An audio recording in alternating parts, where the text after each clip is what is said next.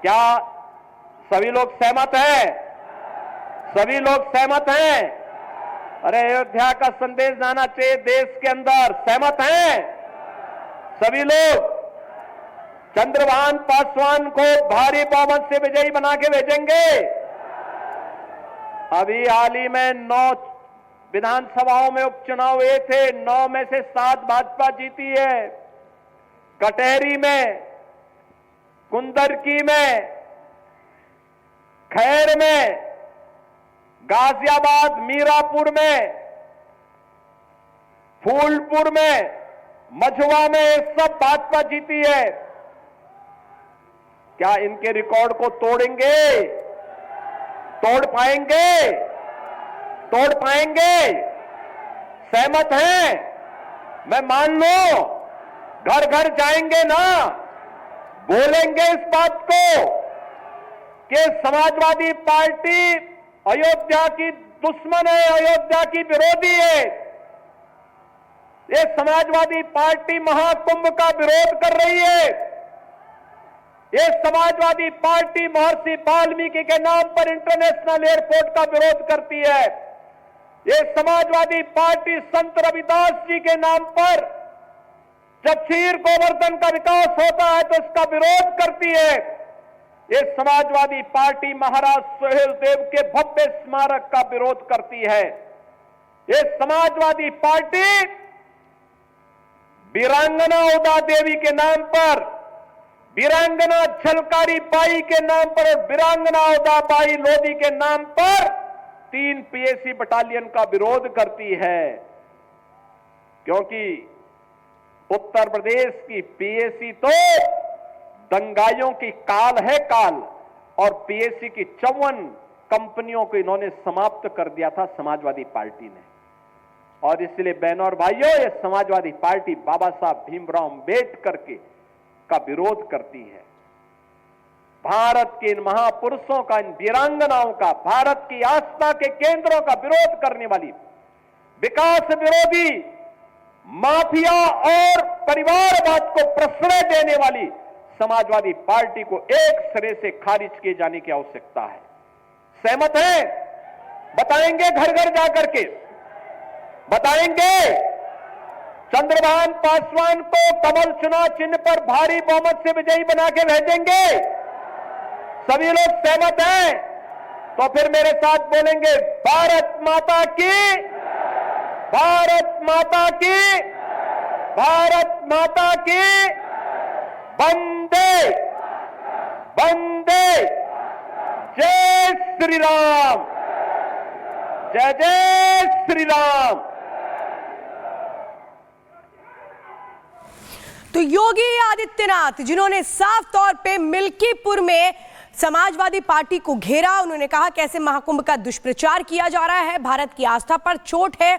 जैसे लगातार समाजवादी पार्टी सवाल खड़े कर रही है महाकुंभ को लेकर, उसको राजनीति से जोड़ा जा रहा है, इस पर बड़ा हमला किया है योगी आदित्यनाथ ने। चूंकि मिल्कीपुर जो सीट है वो बीजेपी और समाजवादी पार्टी के लिए एक तरह से वर्चस्व की लड़ाई वाली सीट मानी जा रही है, और कैसे वहां पर चुनाव प्रचार करते इस वक्त नजर आ रहे हैं योगी आदित्यनाथ। बड़ा हमला समाजवादी पार्टी पर। और चलिए बढ़ते आगे, बात करते हैं अगली खबर की, और बात सैफ अली खान की। सैफ अली खान जो हॉस्पिटल से डिस्चार्ज हो चुके हैं, लेकिन उनके डिस्चार्ज होने के बाद कई सवाल भी खड़े हो रहे हैं। और सवाल ये है कि सर्जरी हुई, इतनी जल्दी ठीक कैसे हो गए? तो सैफ सर्जरी और सस्पेंस, ये क्या कुछ है, इस पर अब आपको बताते हैं जानकारी।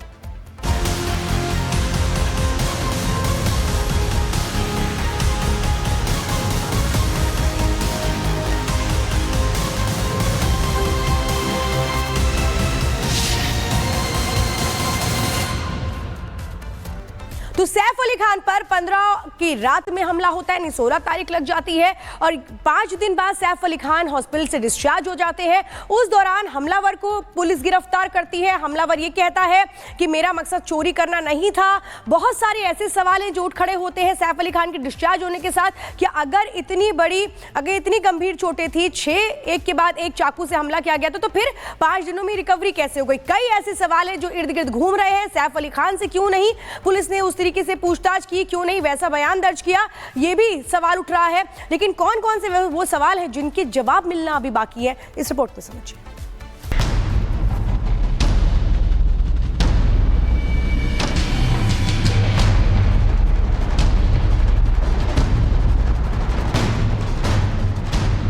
सैफ अली खान अस्पताल से 5 दिनों बाद वापस घर लौटते हैं। फिर उनकी ऑटो ड्राइवर के साथ एकदम ठीक ठाक हालत में तस्वीर सामने आती है। तो इस मामले की गुत्थी सुलझने के बजाय और ज्यादा उलझती दिखने लगती है। सवाल उठते हैं कि सैफ अली खान पर 6 बार चाकू से हमला हुआ तो सिर्फ 5 दिन में वो ठीक कैसे हो गए। सवाल ये भी उठ रहा है कि केवल 7 दिनों में ही गंभीर सर्जरी के बाद सैफ इतने फिट कैसे दिखाई दे रहे हैं। सवाल यह भी हो रहा है कि जब सैफ ठीक है तो फिर पुलिस के स्टेटमेंट से क्यों बच रहे हैं।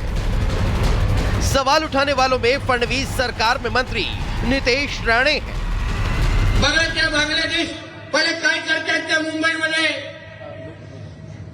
त्या सैफ अली खानच्या घरात घुसले, म्हणजे नालायक बघा किती आहेत। पहिले फक्त नाक्यावर उभं राहायचे, आता घरात घुसायला लागलेले आहे। कदाचित त्याला घेऊन जायला आले असतील, हे घाट लेके जाओ हमारे साथ। और चलिए अब आपको दिखा देते हैं कि आखिरकार उस रात को हुआ क्या कुछ था।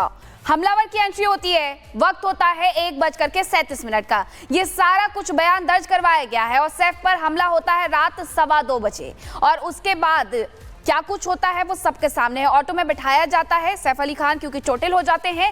3 बजे वो वक्त होता है जब सैफ अली खान को ऑटो में बैठाया जाता है। पुलिस को कॉल की जाती है रात 3:04 पर। पुलिस को पूरी जानकारी दी जाती है कि आखिरकार किस तरीके से सैफ अली खान के घर में चोर घुस गया था और उसने क्या कुछ किया है। अस्पताल में भर्ती होते हैं सुबह 4:11 पर, क्योंकि वहां से हॉस्पिटल पहुंचने में थोड़ा वक्त लगता है। ऑटो मिलती है, सीधे हॉस्पिटल पहुंचते हैं और सुबह 4:11 का तब तक वक्त हो चुका होता है। सवाल है कि 1:41 तक का वक्त आखिरकार लग कहाँ गया। 3 बजे से लेकर के 4:11 तक आखिरकार किस तरीके से सैफ अली खान पहुंच नहीं पाते हैं हॉस्पिटल। रात का वक्त था, कोई ट्रैफिक नहीं था, तो इतना लंबा वक्त कैसे लगता है, क्योंकि कई ऐसे सीसीटीवी है जिनकी कोई फुटेज भी नहीं मिल रही है। वो सीसीटीवी कहां है जिसमें सैफ अली खान खून से लथपथ नजर आ रहे हैं, क्योंकि सवाल वही उठ रहे हैं कि आखिरकार सैफ अली खान इतनी गहरी चोटें लगने के बाद इतने जल्दी ठीक होकर के कैसे आ गए।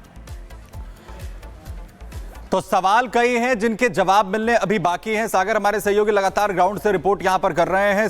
सागर, सवाल लेकिन अभी भी मिस्ट्री की तरह हैं, उनके जवाब नहीं आ रहे हैं कि आखिर इस पूरी मिस्ट्री के अंदर वो जवाब, चाहे सैफ अली खान का हॉस्पिटल पहुंचने में वक्त लगना हो या फिर मंशा क्या थी, क्यों टारगेट किया गया, जिस तरीके से अटैक हुए, ये अभी तक सवाल जो हैं वो मिस्ट्री बने हुए हैं।